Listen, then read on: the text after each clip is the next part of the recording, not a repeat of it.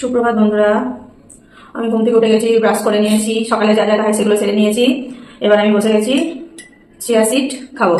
তো সকালবেলা ঘুম থেকে উঠে আমি আজকে সকালটা শুরু করছি আর কি এই চিয়া সিড দিয়ে। তো তোমাদেরকে জিজ্ঞাসা করি তোমরা সবাই কেমন আছো বলো। আমি কিন্তু খুব ভালো আছি। চলো চিয়া সিডটা খেয়ে নিই।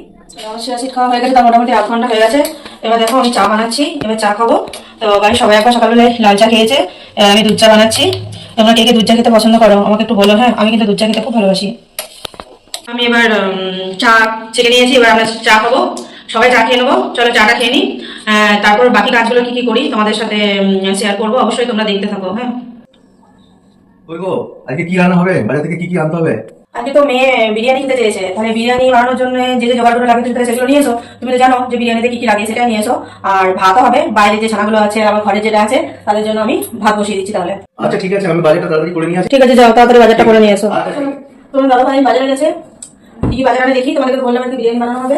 যতক্ষণ বাজার করে আনে ততক্ষণ বাকি কাজগুলো গুছিয়ে নিই। এই বিছানাটা পরিষ্কার করে নিই আগে, তারপর আমি তোমাদেরকে দেখাচ্ছি বাকি আমি কি কাজগুলো করি। হ্যাঁ,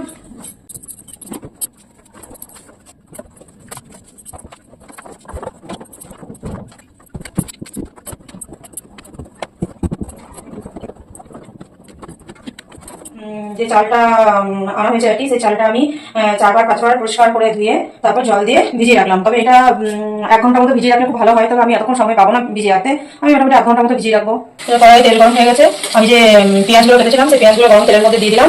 গরম তেলে তো বানিয়ে একটা বেরেস্তা বানাবো। চলো, এটা বেরেস্তাটা বানানো হয়ে গেলে বাকি প্রসেসটা আমি তোমাদের সাথে শেয়ার করছি। বেরেস্তাটা যে তেলের মধ্যে আমি ভেজে তুলে রাখলাম, সেই তেলের মধ্যে আমি এবার ওই আলুগুলো আগে সেদ্ধ করে রেখেছিলাম। ওই সেদ্ধ করে রাখা আলুগুলো আমি একটুখানি নুন হলুদ মাখিয়ে রেখেছি, ওইগুলোকে আমি এবার ভেজে তুলে রাখবো। যতক্ষণ এদিকে প্রসেসটা হচ্ছে আর কি, আলুটা চিকেনটা রেডি হচ্ছে, ততক্ষণ আমি বিরিয়ানির জন্য ভাতটা আমি রেডি করে নিই। দেখো, এই ভাতটা করার জন্য আমি কি করছি, হাঁড়িতে একটা কম জল বসিয়ে দিয়েছি। এবার ওই জলের মধ্যে আমি একটুখানি সাদা তেল দেবো, গোটা গরম মশলা, নুন, ছোটো চামচে 2 চামচ মতো নুন দিয়েছি। এরপর ওই জলের মধ্যে আমি বিরিয়ানি চালটা ফেলে দেবো। আলুগুলো ভেজে তুলে রেখে এবার আমি ওই তেলের মধ্যেই চিকেনগুলোকে ভেজে নেব। চিকেনটা ভেজে তুলে রেখেছি, এবার এই চিকেনটা আমি কিছু মশলা দিয়ে ম্যারিনেট করব। আদা, রসুন আর কাঁচা লঙ্কার পেস্ট, কিছু গুঁড়ো মশলা, ধনে গুঁড়ো, জিরে গুঁড়ো, লঙ্কা গুঁড়ো, নুন, মিট মশলা আর কাশ্মীরি লঙ্কা গুঁড়ো, এইসব দিয়ে আমি চিকেনটাকে ম্যারিনেট করছি। এর মধ্যে কিছুটা বেরেস্তা করে রেখেছিলাম, সেটা কিছুটা দিলাম, কিছুটা বিরিয়ানি মশলা আর একটুখানি ধনে পাতা, পুদিনা পাতা কুচিয়ে রেখেছিলাম, সেটা দিলাম এর মধ্যে। আর টক দই 2 চামচ মতো। চলো, এবার এটাকে ম্যারিনেট করে কিছুক্ষণ 5-10 মিনিটের মতো রেখে দেবো। ততক্ষণ এই বাকি কাজগুলো করে নিই, তারপর আবার আসছি। আমি যে চিকেনটা যেটা ম্যারিনেট করে রেখেছিলাম, এই চিকেনটা এবার আমি তৈরি করে নেবো। ওই যে কড়াইয়ের মধ্যে আমি বাকি সবগুলো ভেজেছিলাম আর কি, সেই কড়াইয়ে ওই তেলের মধ্যে, এখন আমাকে তেল দিতে হচ্ছে না, ওই তেলের মধ্যেই আমি চিকেনগুলোকে তৈরি করে নিচ্ছি। এবার আমি চিকেনটার মধ্যে ছোট্ট ছোট করে কেটে রেখেছি টমেটো, একটা বড় সাইজের গোটা টমেটো এর মধ্যে দিয়ে দিলাম। এটা বানানো হয়ে গেছে, এবার আমি লেয়ারিংটা করে নেবো। প্রথমে চিকেনের মশলাটা কিছুটা দিয়ে দেবো, যে পাত্রের মধ্যে ম্যারিনেট করবো আমি, ম্যারিনেট করে পরে আমি ম্যারিনেট না মানে লেয়ারিং করে আমি দমে বসাবো।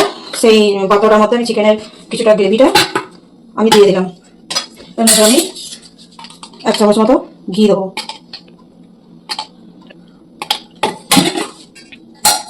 এবার যে ভাতটা করেছিলাম ওটা আমি 80% মতো কুক করে রেখেছি, এবার এটার মধ্যে আমি রাইসটা দেবো।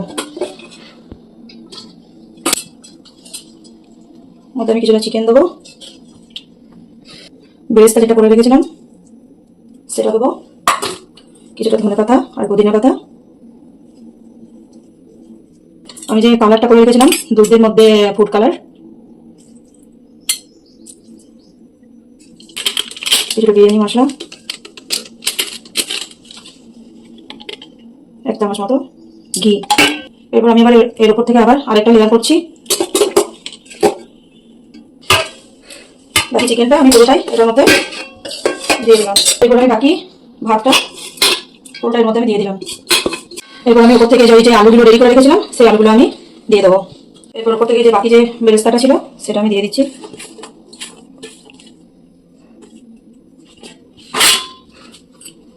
ধন্যবাদ। আমাদের বাড়িতে কেউ কেওড়া জল আতর জলের গন্ধ মানে ফ্লেভারটা আর কি কেউ পছন্দ করে না, তাই আমি সেটার বদলে বেশি করে ধনে পাতা আর পুদিনা পাতা ওটার মধ্যে দিয়েছি। যারা আমাদের বাড়ির মতো কেওড়া জল আতর জল দেওয়া বিরিয়ানি যারা পছন্দ করে না তারা এই প্রসেস একবার বানিয়ে খেয়ে দেখবে। আমার তো মনে হয় খুব ভালো লাগে, কারণ আমাদের এটা খুব ভালো লাগে। এরপর ওপর থেকে আমি একটুখানি বিরিয়ানি মশলা, বাকি ফুড কালারটা আমি সবটাই দিয়ে দেবো এর মধ্যে। 2 চামচ মতো ঘি,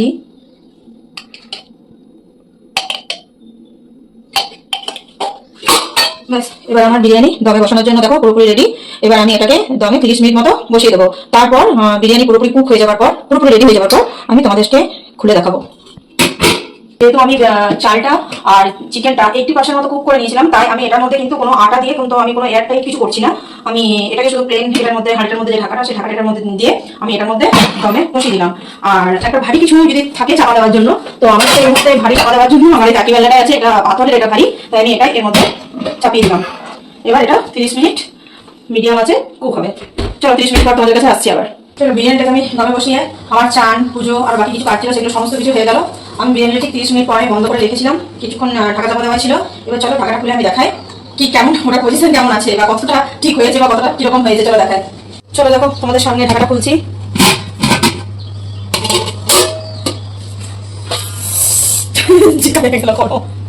দেখো কেমন হয়েছে। ইয়ে দিয়ে ধরো, এটা ধরো।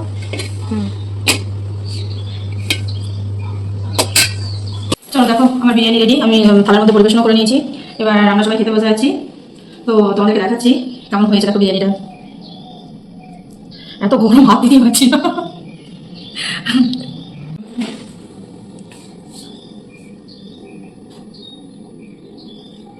সবকিছু একদম পারফেক্ট হয়েছে। খেয়ে নিই, তারপর আবার তোমাদের কাছে আসছি।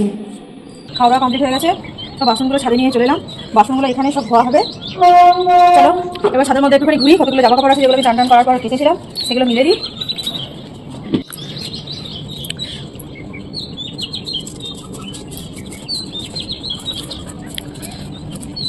আজ সকাল থেকে ছাদে উঠে নি, হঠাৎ দেখো এই ঠিক বিকেলবেলা করে ছাদে উঠে এলাম, দেখছি যে তোমার কত সুন্দর ছাদে ফুল ফুটেছে। এটা টগর ফুল, কিন্তু এটা মনে হচ্ছে থোক্কা টগরটা, মানে এমনি যে টগরগুলো হয় সেগুলো দেখেছি একটু অন্যরকম, এই টগরটা একটু অন্যরকম। দেখো কি সুন্দর। আরেকটা ফুল, জুঁই ফুল ফুটেছে গাছে, খুব সুন্দর গন্ধ। মা তুমি রেস্ট করবে না? রান্নাঘরটা পরিষ্কার করে নি, তারপর রেস্ট করছি। যা তখন তুই রেস্ট কর, আমি রান্নাঘরটা করে নি পরিষ্কার। ঠিক আছে। তারপর আবার একটু রেস্ট নেবো, তারপর আবার বিকেল থেকে শুরু হবে বিকেলের কাজ, রান্না বান্না, চা করা। ঠিক আছে। আমি গ্যাস ট্যাস পরিষ্কার হয়ে যাওয়ার পর আমি একটুখানি দুপুরে রেস্ট নিয়েছি। রেস্ট নেওয়ার পর তারপর আমি একটু গান প্র্যাকটিস করে নিলাম। গান প্র্যাকটিস করার পর বাকি রাত্রে যা কাজ থাকে সেগুলো সব কমপ্লিট করে তোমাদের কাছে এলাম। তো বন্ধুরা আমি ভিডিওটা আমি এখানেই শেষ করছি, আর বেশি বড় করছি না। অবশ্য আমার যদি এরকম ভিডিও তোমাদের ভালো লাগে তাহলে চ্যানেলটাকে সাবস্ক্রাইব করে লাইক করে কমেন্ট করবে, আর অবশ্যই আমার পাশে থেকো। Tata, good night.